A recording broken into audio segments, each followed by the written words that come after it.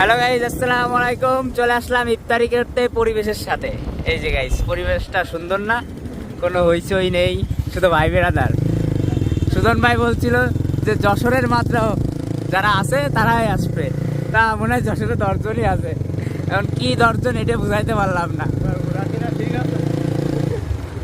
এখন আমরা আর কি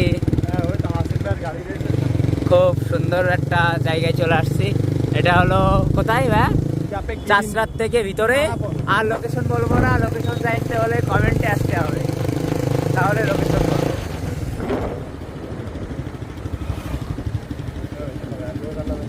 ভাই তোমারও থ্যাংক ইউ ভাই।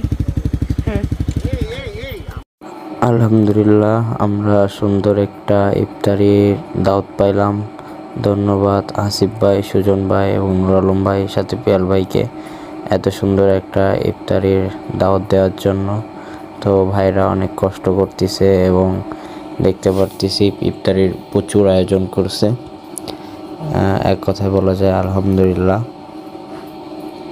এত সুন্দর একটা প্রাকৃতিক পরিবেশে যে ইফতারের আয়োজন করবে ভাবতেই পারি নাই।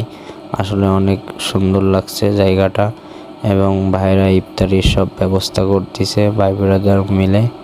আর জায়গাটা গাইস একেবারে অসাধারণ। আপনারা অবশ্যই কমেন্টে জানাবেন যে কেমন লাগছে এই জায়গাটা। চারিপাশে শুধু সবুজ আর সবুজ, তার মধ্যে ছিল বাইকাররা এবং আমাদের বাইকগুলা আপনারা দেখতে পারতেছেন। আর গাইস, এই যে পিছনে যে ব্যাকগ্রাউন্ড দেখতে পারতেছেন, আমাদের পাশে সব ব্যাকগ্রাউন্ড এরকম ছিল, একেবারে ন্যাচারাল।